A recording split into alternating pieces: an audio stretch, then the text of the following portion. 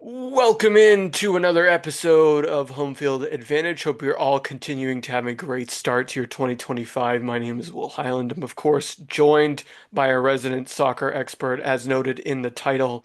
He's Josh Ricker. If you are a frequent listener of the program or a longtime listener of the program, you'll know that Josh has been on a handful of times, dating back a few years now, and that we used to work together, and that we have all these great stories. So I'll save you all that and just encourage you to go listen back to some of those old pods. But anytime Liverpool and Tottenham play each other, I always like to use that as a biannual or annual opportunity to get Josh here. So, Josh, welcome to the show. Welcome back, I should say, and Happy New Year. If it's, I know Dan Patrick doesn't like saying New Year after January 5th, but I'm Will Highland and it's January 8th, 9th, so we can say Happy New Year still. Yeah. How are things down in the Forest City in Portland? Yeah, thanks for having me, back on here again, Will. It's always nice to chat about Liverpool Tottenham. Like you said, it's kind of like our annual check-in to see how life and soccer is going. And things are going great, man. We have soccer is right on the cusp of reality here in Southern Maine. So we're excited about that. We're excited about another great Premier League, Champions League season. The world of soccer, couldn't be better right now. I agree, and I think we'd both also point out that in less, it's actually next summer now. So not this summer, but next summer we'll have the World Cup in our continent, and so there's all kinds of excitement there. And I think we last spoke, Messi had just come to the Premier League, or excuse me, the MLS in 2023, and then we were talking about the USL club that's coming to our home state. So we'll talk about the latter toward the end of the show. But you mentioned it that soccer couldn't be better right now. And if I were a Liverpool fan, like I almost was, like you are, then I would be pretty happy with where you all sit atop the um, Premier League, specifically in a year after the legendary manager you all had, Jurgen Klopp, after he left. Um, so, despite all that, you guys are sitting right up there at the top of the Premier League table to begin the year. And what do you think, beyond the obvious, beyond the fact that Mo Salah is probably one of the best in the world, and that you have all these other strong players in the middle of the pitch and at the back end of the pitch, great goaltender. What do you think are maybe top two or three reasons why Liverpool is where they are again? Yeah, I mean, there's so many reasons, and I'll try to keep this fairly brief. But to answer this question, you do have to look back at Jurgen Klopp and just like the great job he did. He'll go down as one of the best Premier League managers of all time. Something that is unique about Jurgen Klopp, though, when you look back at a lot of great coaches, and this is across sports beyond soccer, they always leave, and real kind of like sport addicts kind of leave, later than they probably should have.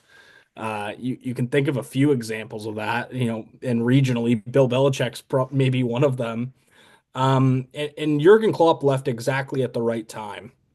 I think a lot of people questioned why he wanted to leave with this kind of like Liverpool 2.0 team that he built. But he was tired, and we had to respect that as fans. But now looking back, there's like a new level of respect because of what he left us, the framework, the foundation of a new team. It's very, very rare that a coach leaves behind a team that's still probably one of the best three teams in the world. I think the big example in soccer is Sir Alex Ferguson leaving Man United uh, after a great 25 year run, and Man United have been shambolic for the last 10. So I think what Jurgen Klopp did, leaving that team and building a foundation before he left, is a huge reason we're in the position we're in, in year one with Arne Slot. And then to get into Arne Slot, what he's done at Liverpool, it's not so much about change, it's about more about similarities and kind of tweaking. Liverpool back in the 60s to the 80s were managed by Bill Shankly, who was seen as kind of that era's Jurgen Klopp. He brought Liverpool back to the greatness of Europe and everything, but he didn't win all the trophies. The guy who actually came after him, Bob Bill Pay Bob Paisley, sorry, too many B's. Bob Paisley was the one that kind of got all the glory and all the trophies.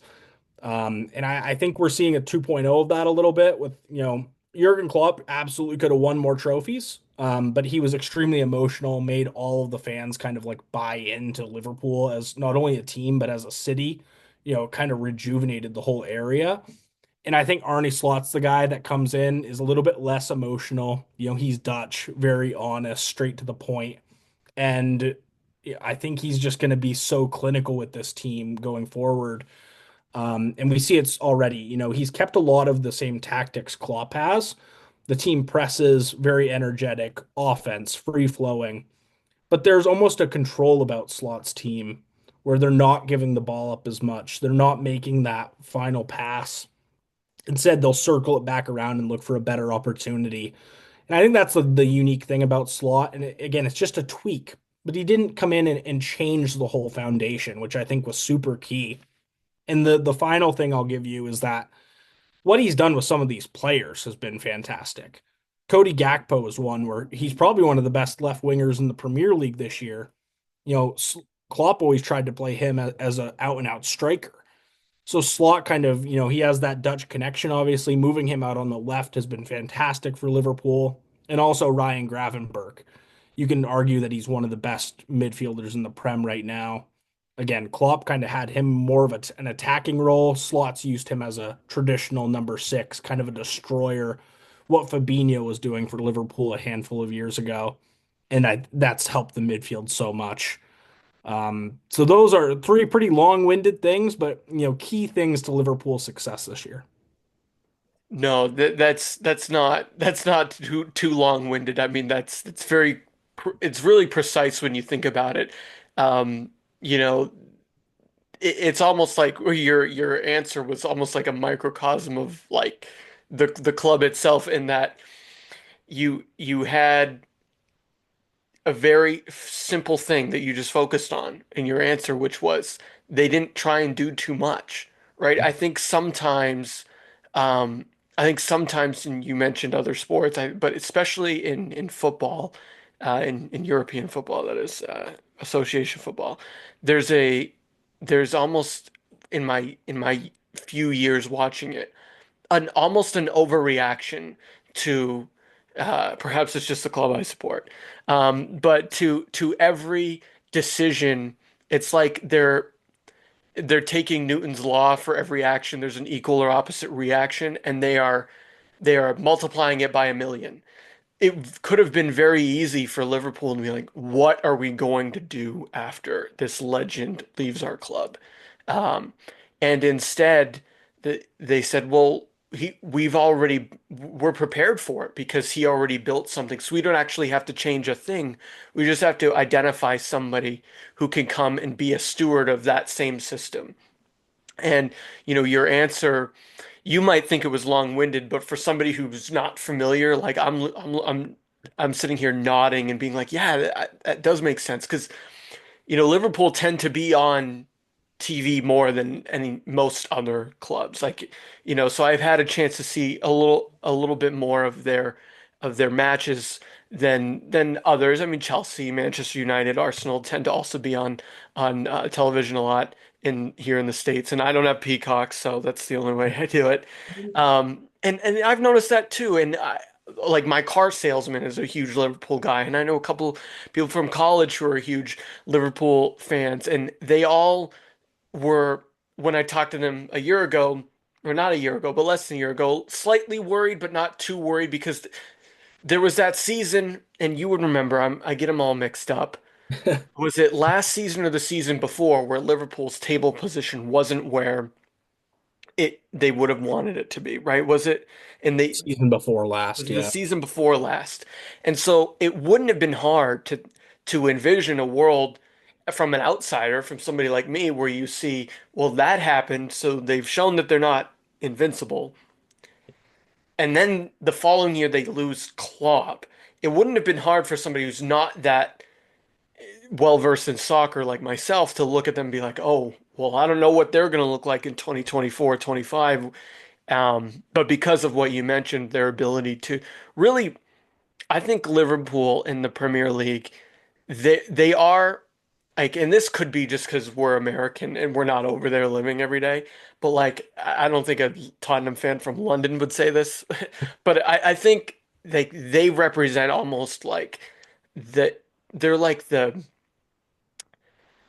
they're like the Lakers or the Celtics of of the Premier League to me right now. Like they just seem like they are going to in 50, 60, 70, 100 years, you're going to look back at the 2010s and 2020s, late 2010s, 2020s Liverpool team is like one of the best like runs you've ever seen. And that's with Man City winning a lot of these leagues every year. I think you look at them in the way that they handle everything. This is how John Henry used to handle the Red Sox. Um, but you know, I have nothing but good things to say because I always wanted to talk to you about this fall because I thought, oh, maybe they'll take a step back. But they had it all right in Yeah, front of them. that's what everyone thinks. Everyone Yeah, thought Liverpool were going to take a step back, and that overreaction thing you mentioned, I have to speak on that because it's so true. I think like back at even Tottenham 5 years ago now, Maurizio Pochettino took that club to new heights, a Champions League final, places they'd never been. And when he got sacked, the first place Tottenham turned to was Jose Mourinho, who's basically the opposite. He's the antithesis of the ethos of the club. And I'm so happy that Liverpool didn't go in that direction. And, they took someone very similar to Klopp, which is, pretty weird, I think, in terms of yeah. you think you'd want something different, but that's not the direction they went in. I think all fans are grateful for that now. Klopp always struck me as a guy who like you'd love to have a beer with, but Absolutely. also like you wouldn't want to piss him off. Kind of No. like I mean, we're both married, but like the first time I met my father-in-law, you're like, wow, I like really want to hang out with him, but I also don't really want to piss him off because he seems like the kind of guy who would throw zingers. Yeah. Like that's sort of what I always thought Klopp was like. And you know, I don't know a lot about Arnie, which and you kind of answered my next question, which would be like, sounds like he is the guy to carry on this legacy and establish perhaps a dynasty like the one I alluded to, because he's taking something that works and just making it possibly work for the future, not the present. So do you think he's the guy to continue this for maybe the next 10 years? Yeah. I mean, if I think absolutely based on what we saw the first half of this year. Ultimately, success trophies are the currency of success in football. So, time will tell. He has to deliver at a big club like Liverpool with a team that is like set up to be one of the best in the world right now. He has to win. But Liverpool have shown time and time again they're not a trigger happy club. If things are going bad, they will ride it out. They proved that a couple times under Jurgen Klopp 2 seasons ago, but Yep. also the year we were fighting for top four, the one where Allison scored a header goal at the end of the season. Um, there's been times where Klopp has gone through rough patches, and the club always had faith in him. It took Klopp 5 years to win a trophy at Liverpool.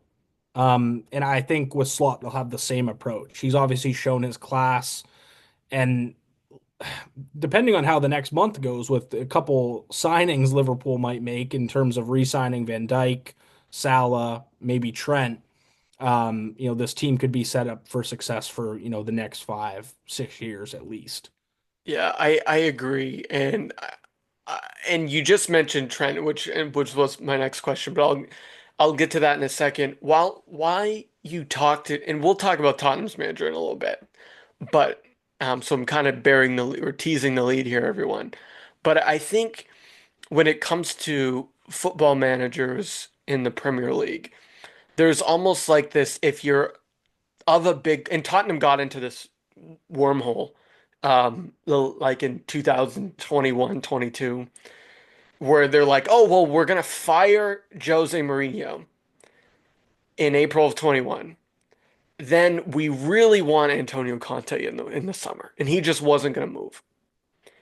And he wasn't, I think he had left Roma, but he just wasn't gonna move. or was it Milan? Which one was he? No. Jose went to Roma. He had been at Milan, right? Conte had been at Milan. I'm trying to remember. I He don't was know. in I Napoli. think Jose, oh, maybe it was Napoli or something like it was some Italian club, but Jose went to Italy and then it was almost like, oh, well, Tottenham really want Conte, but he's not going to move. So I guess we'll just sign this Nuno guy who had been with Wolves.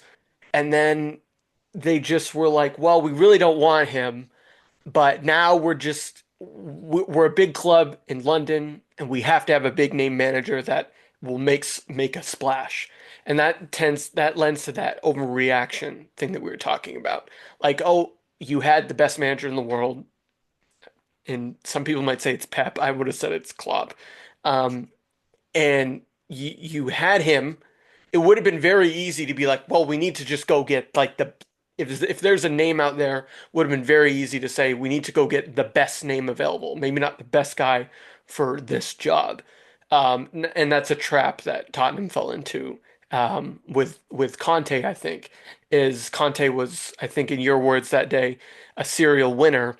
Well, Tottenham as a club isn't a serial winner, so that wasn't a match made the same way perhaps that Arnie is a match for Liverpool. Definitely. But And oh, go ahead. also on your point about Nuno, it's I think how long did Nuno have in the job? I think 70 days, if that. Yeah, He it was like it season. was shorter than a Kardashian marriage, man. Like it was I think well, obviously he got hired in like June or July, but like in terms of actual like on the pitch games that counted, must Oh have yeah. been from call it mid-August to early October. So yeah, that And now he's at Nottingham Forest. And Nottingham Forest are one of the best teams in the Premier League this season, which is yeah, just irony of football. yes, it is. The Nottingham Forest are where Spurs should be, which is Exactly. ironic. But we'll talk more about Spurs and their manager in a second. You brought up Trent Alexander-Arnold, and he had a beautiful chance last night. We're recording this on Thursday. Of course, that's after the 1-0 defeat of Liverpool at Tottenham Hotspur Stadium. But Trent Alexander-Arnold had at least one great chance, but he came on late. His his position in the club has been one of discussion that you would obviously know more about than me over the last 30 to 60 days. It's sort of bubbled, very much bubbled over in between Christmas and New Year. Correct me if I'm wrong, but they were approached by Real Madrid. And then there was a situation I read about this morning where he was mocking a ball boy. I don't really know too much about that. It seems like it's a little bit of a radioactive situation with TAA. So, do you want to sort of tell us more about that with your Liverpool expert hat on? I'd love to. I mean, for those that don't know, I mean Trent Alexander-Arnold too is like he's a hard player to describe. He's kind of like a an enigma in the way of offensively going forward from the right back position. He's one of the best, if not the best in the world. I think the only player you can compare to him passing wise that we've seen in the last like 20 years is David Beckham. Most people in England agree with that. Just the way he puts a whip on the ball, he his chance creation, the long diagonal balls. I mean, he was, that connection with Mane. Now he has Salah still has Salah on the right, Diaz and Gakpo on the left. He finds people all over the pitch, and he's a threat going forward. But defensively, he's a little bit, I would guess, some would say weak. Definitely not one of the best defenders in Europe. So he's an interesting player. And what makes him even more interesting is that he's a Scouser, born and bred in Liverpool. And in soccer, the tribalism in soccer makes it complicated when a player is local.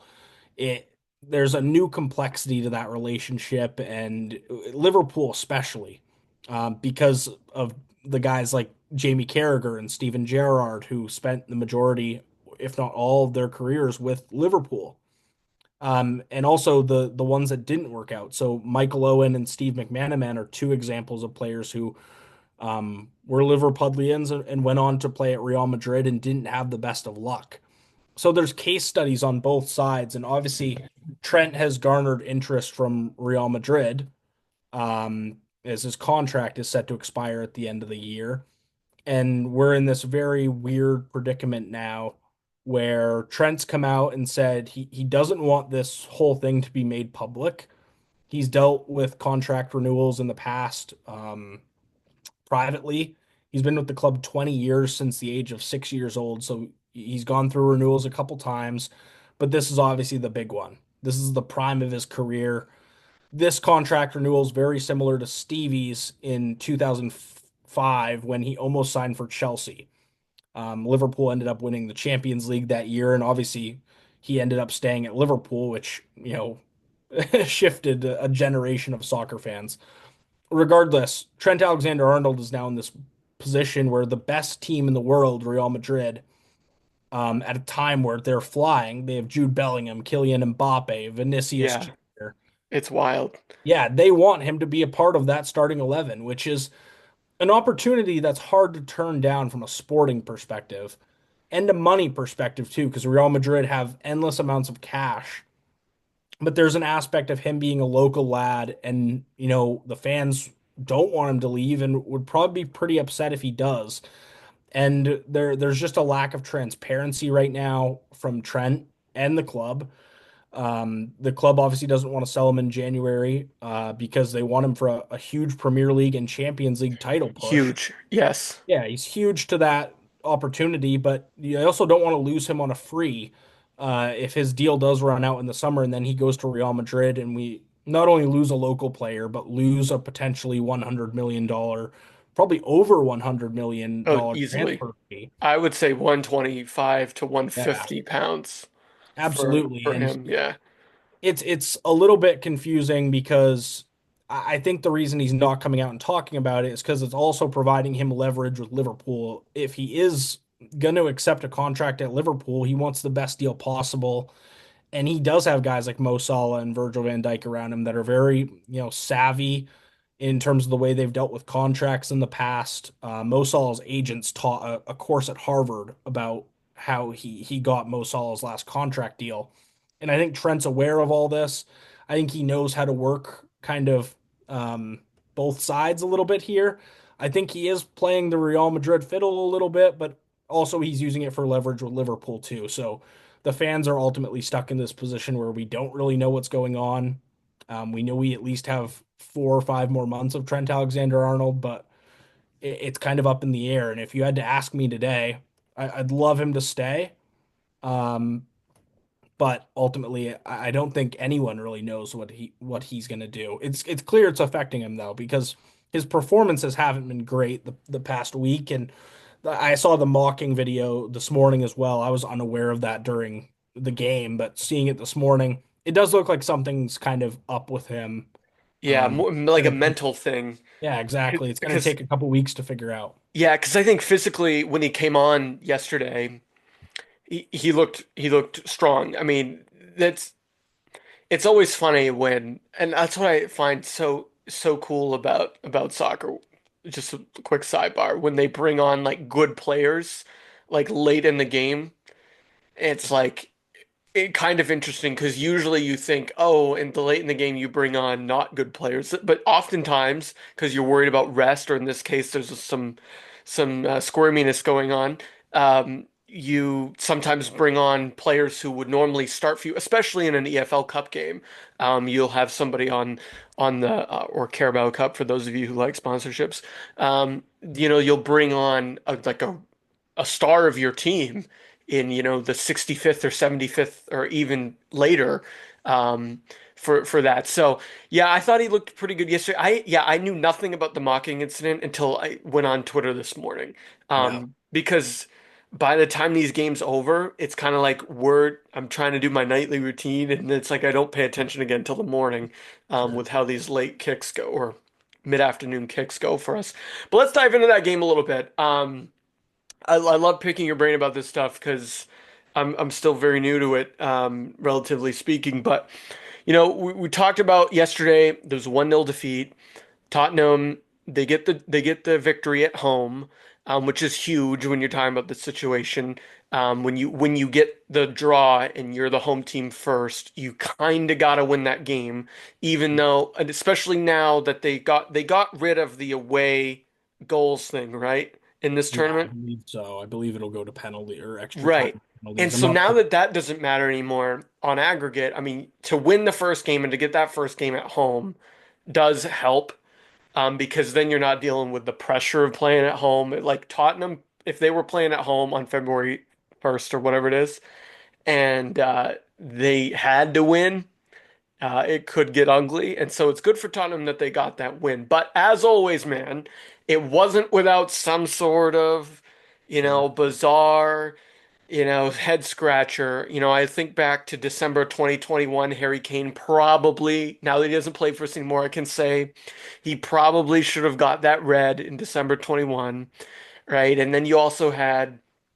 was it September of 23 last fall when Liverpool were playing with 10 men, Yeah, um, went down to nine. and down to, was it down to nine? I think we got two red cards that game, I want to say. Yeah, so it wasn't without, and then I believe there was a game in at Anfield in either 22 or 23 where it was a close game and there was a questionable Richarlison play as there usually is.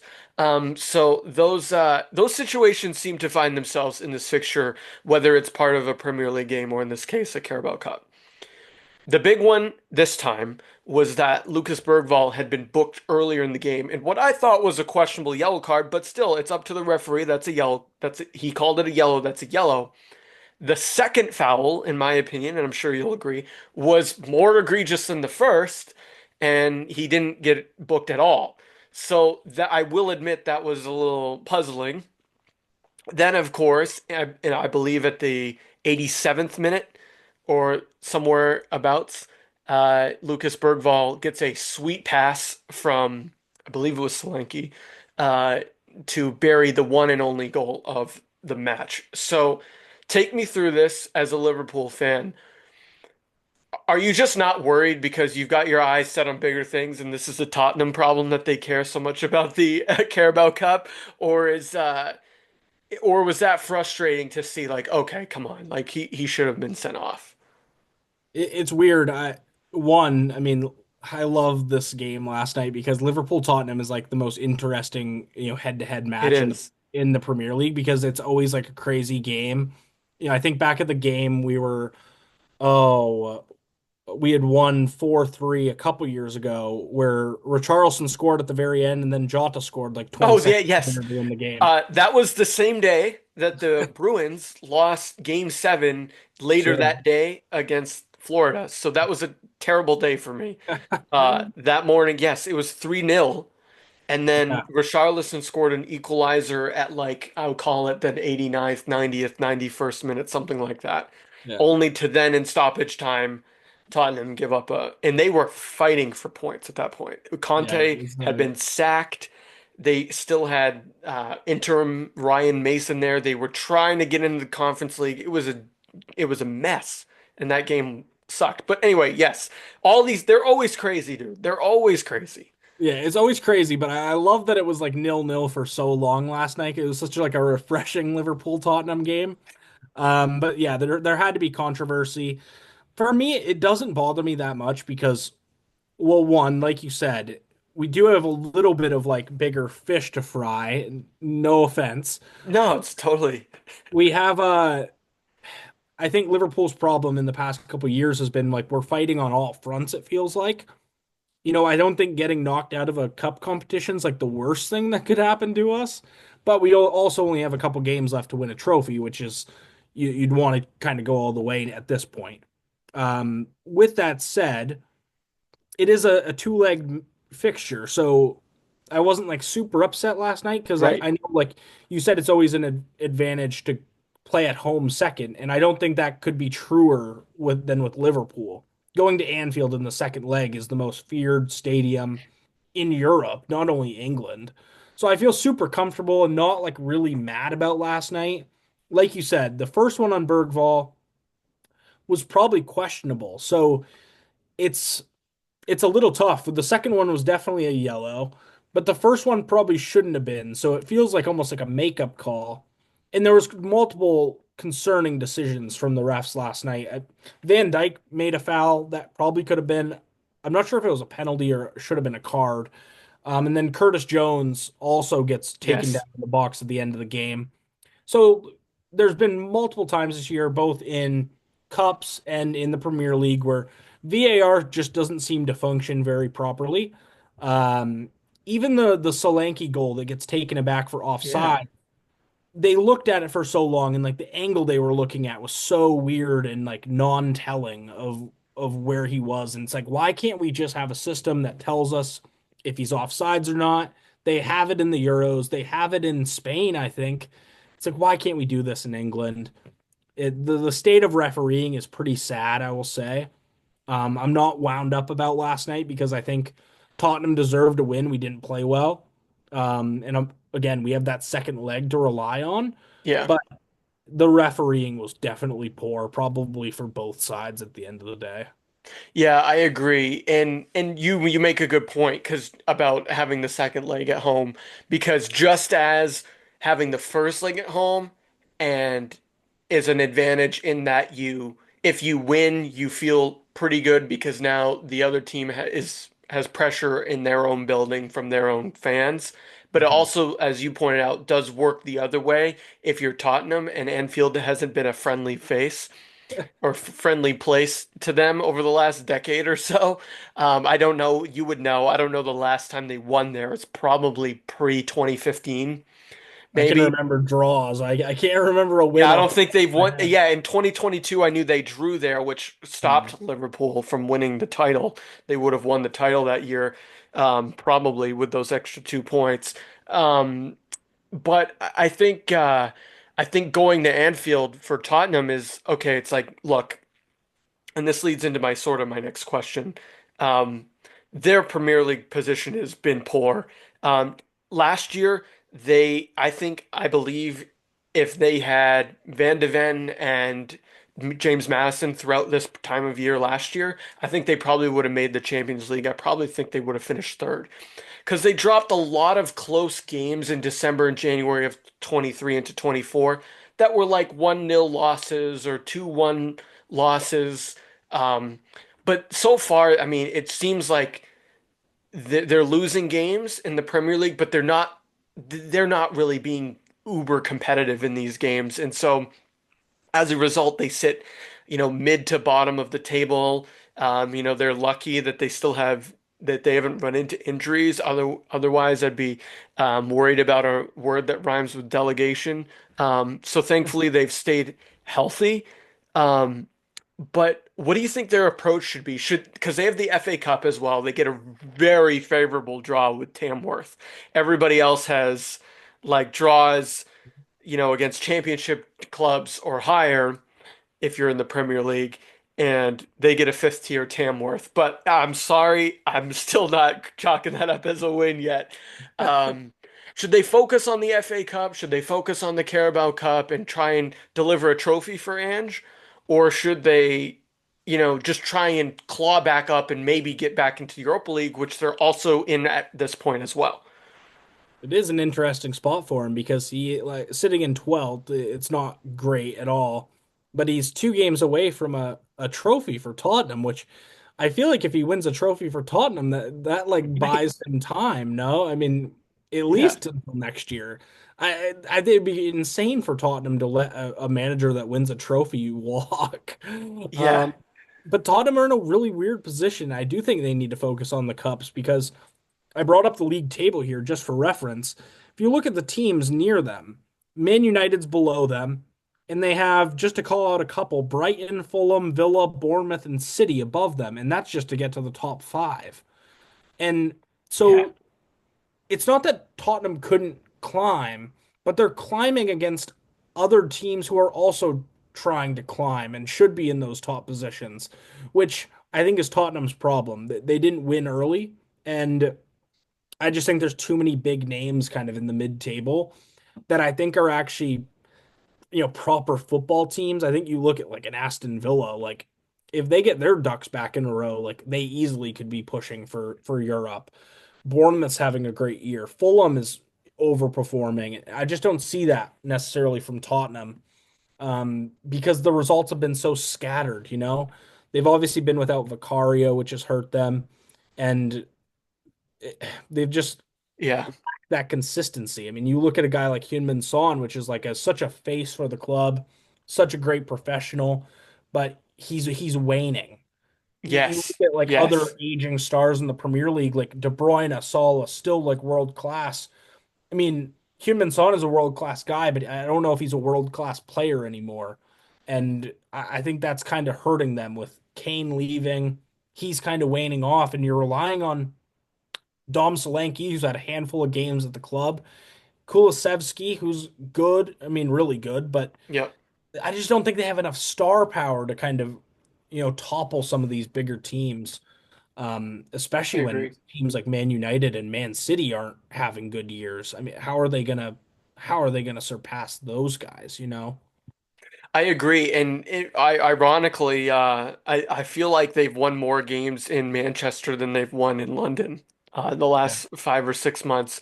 Thankfully they were able to take care of City in two different competitions, which was fun. Or sorry, not City, United, and they did beat Man City as well, like they tend to do once or twice a year. Um, but I agree with you. They didn't win early enough. I mean, in the past, even the Nuno year that we talked about, I still think they started like 5-1-4 or something, which was still like, yeah, call that 16 points in 10 games was still enough to get them at least when they fired Nuno. I think they must have been seventh or eighth in the table, and then Conte came in, they got the bump. Next thing you know, they were playing Champions League football the following season because of how quickly they turned it around that year. Um, but the past couple years, they they they were able to get into European football this year because last year they won early. Then, as I pointed out, drew a lot of games in December and January that had they won, they probably would have been in top four. And then they had a really good finish to the season last year. That got them into the Europa League. I agree with you. I don't see it this year, which is why I think the correct approach would be right now you're in the semifinal of the EFL Cup. All you have to do is not royally screw up at Anfield. Like if you go draw them 0-0 and just don't let up any goals, guess what?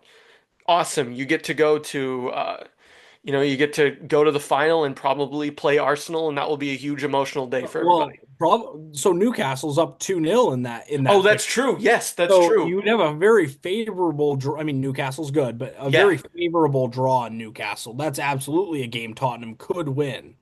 that's So like true, you said, it's especially at a neutral site. close. Yeah, at Wembley for sure. Yeah, that's a good point. I guess in my mind I had already plugged in probably Arsenal, but yeah, that's an even better point is that they so I say yes, go for the EFL trophy. FA Cup, see what happens if you beat Tamworth, and then we'll see what happens from there. And then Europa League, take it or leave it. That's a lot of travel involved. I'm not sure if I want extra miles on Madison and Sun and, any of or Pedro Porro or anybody that we need, next year or two to go where we want to go. I'm not sure if I want extra miles on their engine against somebody in, Germany who I've never heard of in a competition we're probably not going to win. Sure. Um, Flying all the way over there. But yeah, I'm with you. But about Ange, and I think this will wrap up our discussion a little bit. Uh, so they have the big second leg ahead of us. Ange, do you think he's the guy? And what do you think happens in the second leg? Like, do you think, regardless of if they win this trophy or not, or if they win in the second leg or not, or if they survive their trip to Liverpool, like what are the outlooks that you see for Yeah. Ange after this season and in the near term, the game in February? I think the game in February goes in the direction of Liverpool because I don't think Tottenham. I mean, beating us is one thing. Beating us consecutively, I mean, you'd have to go back a long time to to find that. And especially at Anfield with the way Liverpool's playing. we know that also these games have goals. And I think the fact that Liverpool only need one and it's a level game, I mean, I think that favors the Reds. So I do think Liverpool win. Um, in regards to Ange, though, it's tough. After Sean Dyche was fired from Everton today, Ange That's is right. the next best in the odds to be sacked. And I think it could happen. I mean, Daniel Levy's such a hard guy to read because his decision making is so questionable. So it's kind of tough to say. I I think Ange is a good coach. I don't think he's at the right place. And the weird thing is that like the football is so Tottenham. It's so enjoyable, offense forward, but they're like a calamity in defense a lot of times. At on the Oh my opposite goodness. side Sorry of to cut you off, but that Dragusin chance yesterday, I yeah, was like, literally. And yeah, it goes both ways with Tottenham. And the weird thing is like you think of Tottenham as like a super like kind of happy go lucky club. Like and I think Ange, like his grumpiness in the past like couple of months, I feel like is like waning on the Tottenham fans. It has to a little bit. And it just feels like the end of the road is like already in sight. And unless he can deliver a trophy, if they finish below bottom or below 10th place, I'm not sure they keep him because with a club like Tottenham, so much money is on the line. Uh, yes. and Daniel Levy's a businessman at the end of the day. He's not a sports owner. Uh, I definitely the summertime he could go for sure.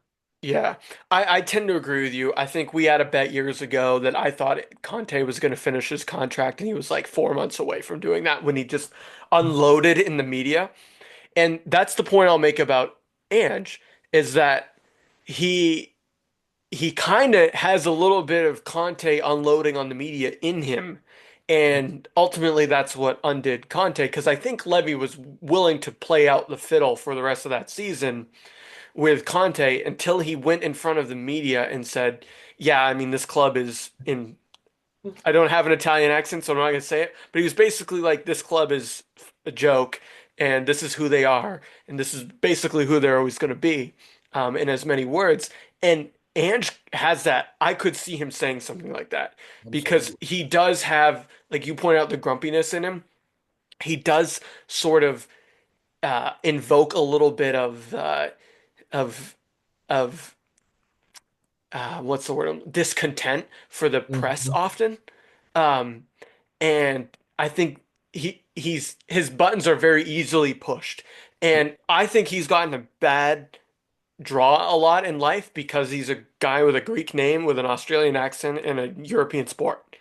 Um, and so I think he's managed in Scotland and not places where you think of great football managers in the farm to stardom.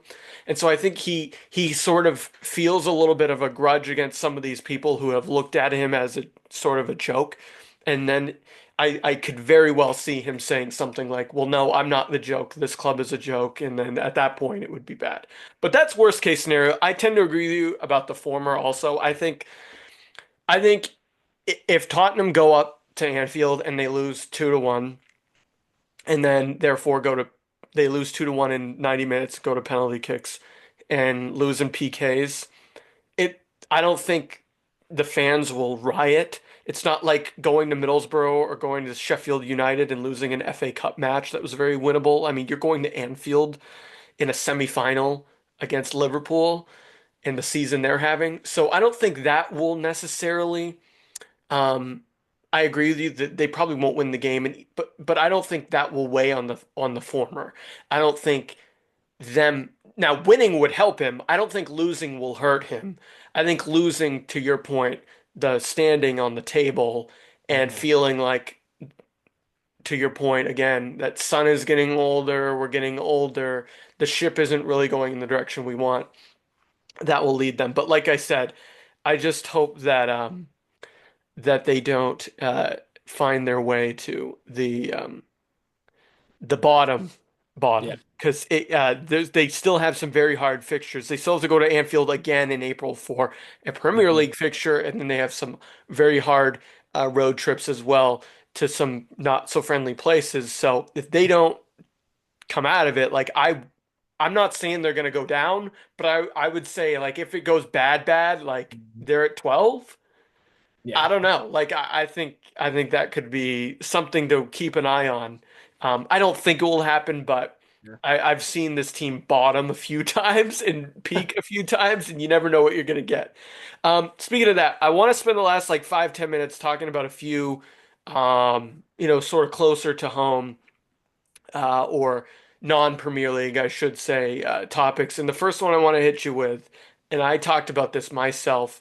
So if you want to hear my opinion on it, everyone, you can go listen to my last pod. But do you think a relegation system could work? Because I just talked about Tottenham going down. Do you think a system like that with promotion relegation could work in American college football? So you know me. I'm pro relegation in American sports in general. Whether it's the USL, the MLS, I love the idea of it in professional sports. I don't know how that would work, but I love the risk of it. One, it makes the regular season great because games are now meaningful. Um, and two, it's just like it's nice to have the ability to get promoted and like the buildup of it. You're seeing it with like Wrexham and stuff, like how great promotion can be, not only for like clubs, but like towns and areas. It's really like a beautiful thing. And relegation's like the opposite. It's like the ultimate despair of sports. Um, and to your point about college football, it absolutely would be a great like case study to try.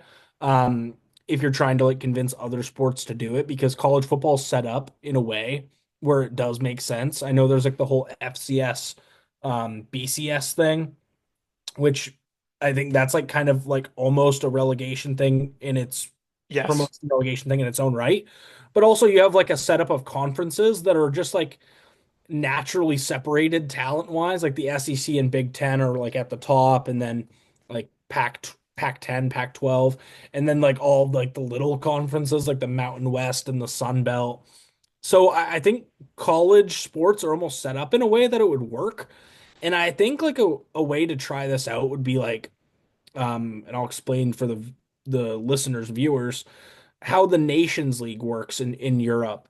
Of the Nations League is set up like a group, like group play, like in the World Cup. And it eventually goes into a knockout and a winner is crowned.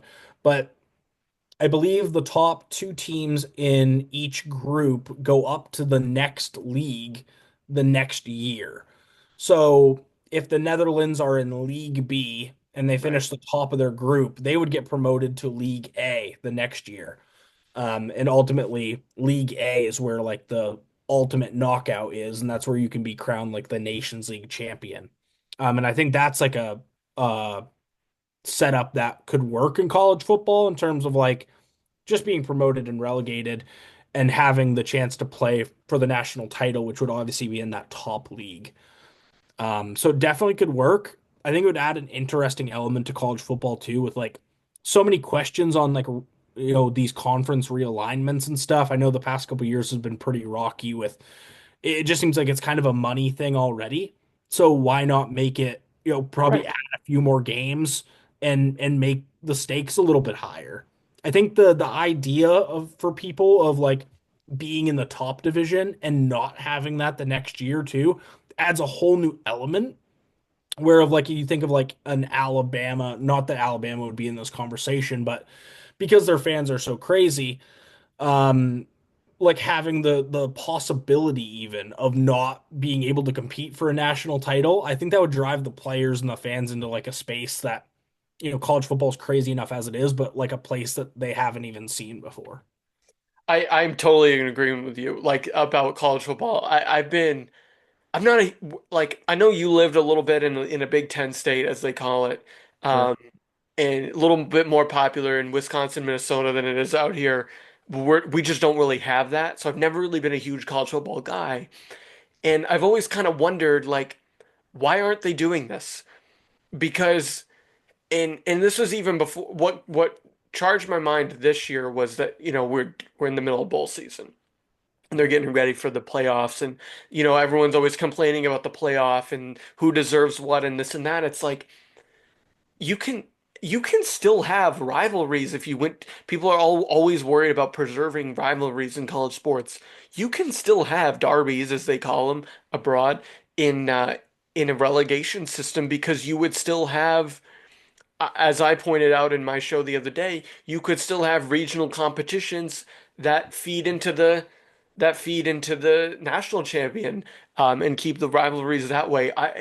Think about how cool it would be if, for lack of a better example, like I work at a Division 3 college. Like if they went and won their division, or we're in the top four, now we're going to Division 2, we're going to play bigger schools, which means we get to recruit more and whatever. Like I feel like that's better for the universities that already treat football like a business anyway.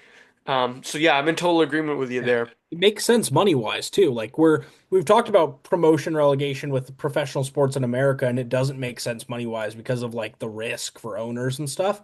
I think in college it actually kind of makes sense because the universities are probably a little bit less for profit than like a professional sports team.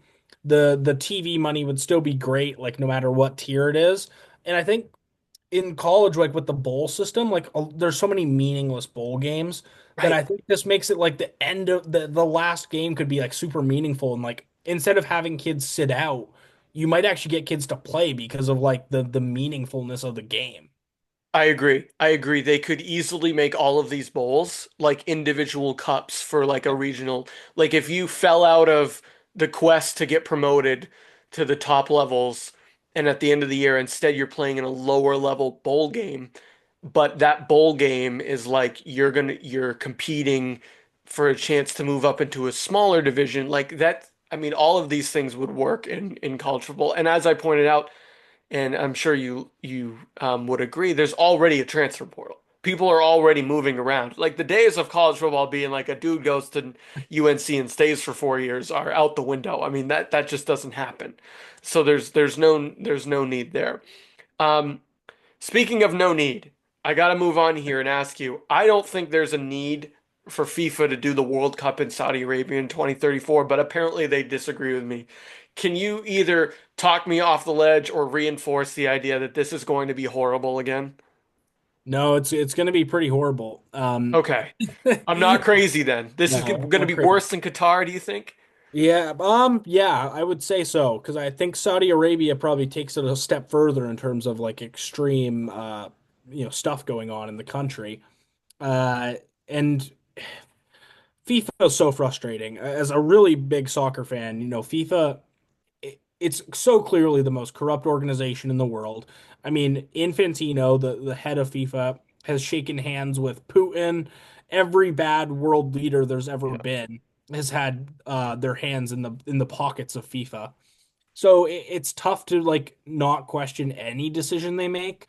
But these World Cup decisions have been so peculiar. One with Qatar, and Russia, but before Qatar, let's not forget Russia. True. Um, 2018, right?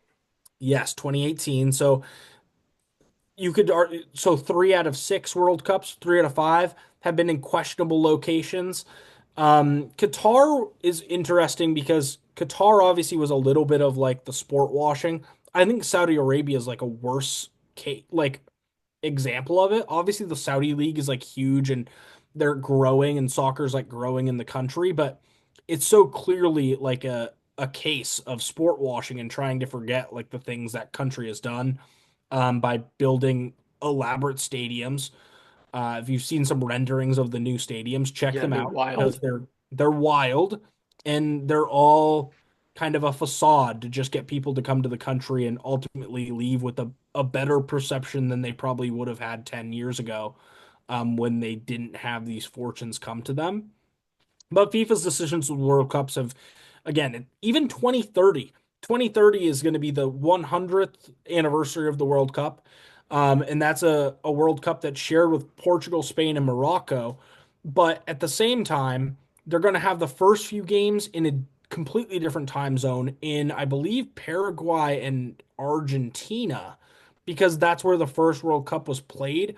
So not only are they having a three-country World Cup, but they're having the first games and I think a couple games throughout in South America.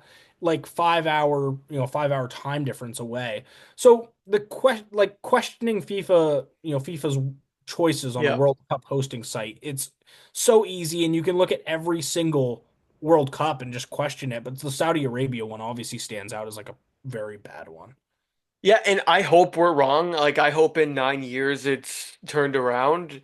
But I just saw what happened in Qatar and how much all the stories that come out of that. And I hope that doesn't happen again. Hopefully we're wrong and it doesn't. But I scratched my head and I wonder the same thing about, because the like the 18, I mean, I'm not a geopolitics expert, but the 18 World Cup, we already knew about the first invasion of Ukraine in 2013 by the or 2014 by the time that happened. Mhm. And then we know about everything else. So it's like I I just don't understand why international sport organizations and the IOC is not immune from this either. Make poor choices about these things. But I don't want to end on a bad note. I want to end on a good note. And poor choices cannot be described when you are talking about the Portland Hearts of Pine because that was a great choice for the USL and their expansion. We've talked about it a couple times. It's been developing. You're heavily involved. Your podcast from a few years ago, The Main Stand, was huge, in my opinion, in fostering interest in soccer. I know people like Brian Wold and Gabe Hoffman Johnson are very invested in this new club. So, what can you tell us about the Portland Hearts of Pine, and what do you think their growth looks like in their first year? Yes, I mean, so you have to give kudos to Gabe and everyone involved in the club. I mean, the rollout of their brand from the logo to the jersey to the first few signings. I mean, everything has been perfect and almost It like has. uniquely perfect.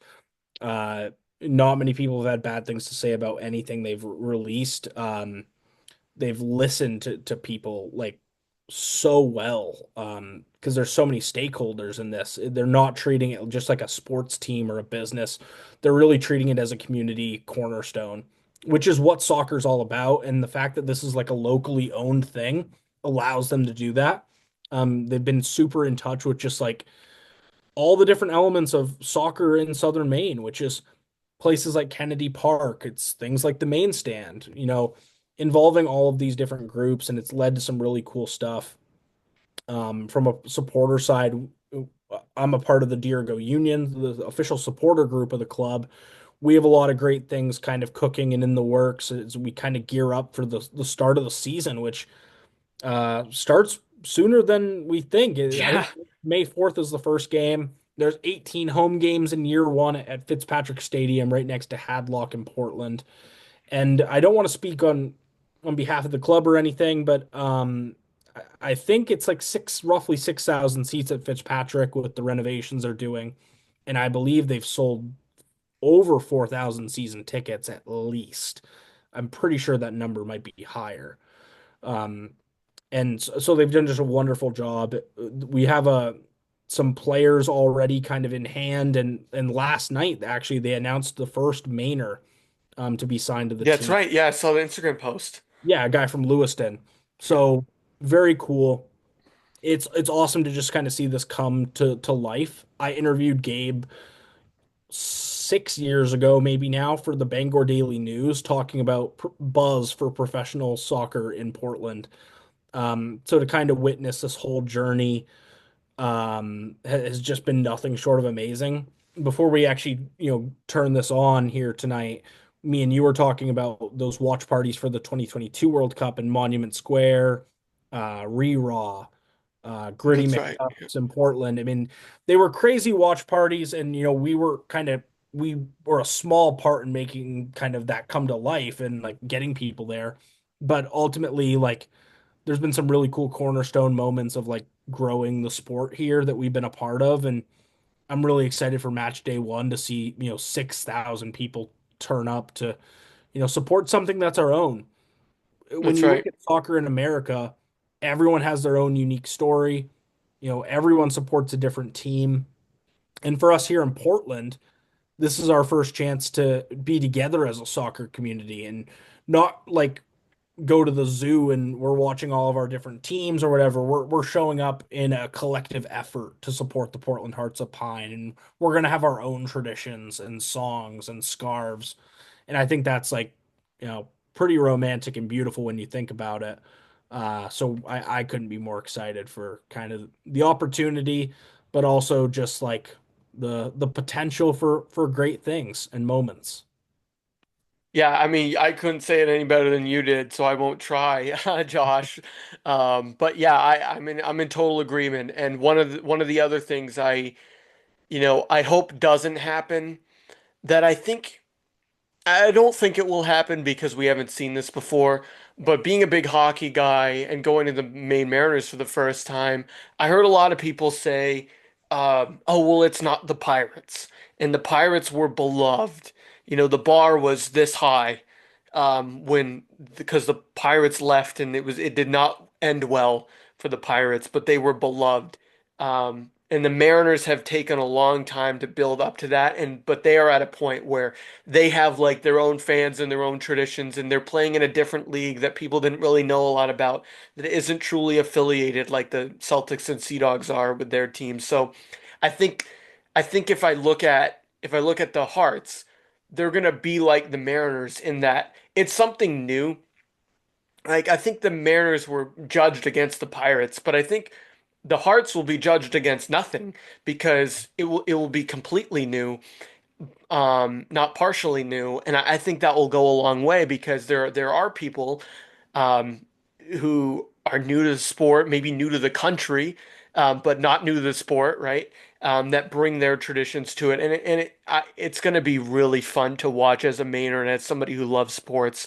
Um, I think it would be great as somebody who's in Lewiston, Auburn now to have them play a game somewhere up here, whether it's at Lewiston High or Bates College, maybe a friendly against somebody in 26 or 27 after they've been established for a little while longer. Because in Lewiston, we of course had the world on our doorstep there with the news last year for really tragic reasons. But I think it would be awesome for Lewiston to get a spotlight because of their proud soccer heritage. You mentioned the first Mainer being signed as a Lewiston guy, and I'm sure you've heard of the book One Goal, which is all about the Somalis who moved to Portland and their children growing up and winning state titles as members of the soccer team and how great that was for the unity in the community. So it's kind of like, in my opinion, it's the Friday Night Lights of high school soccer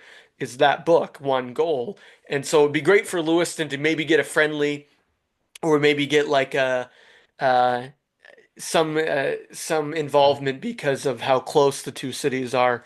I think And that's a good point because yeah, Lewiston is absolutely like part of the fabric of like Southern Maine culture, and I think with soccer specifically, it has such a big footprint in terms of like the soccer culture here, which is great.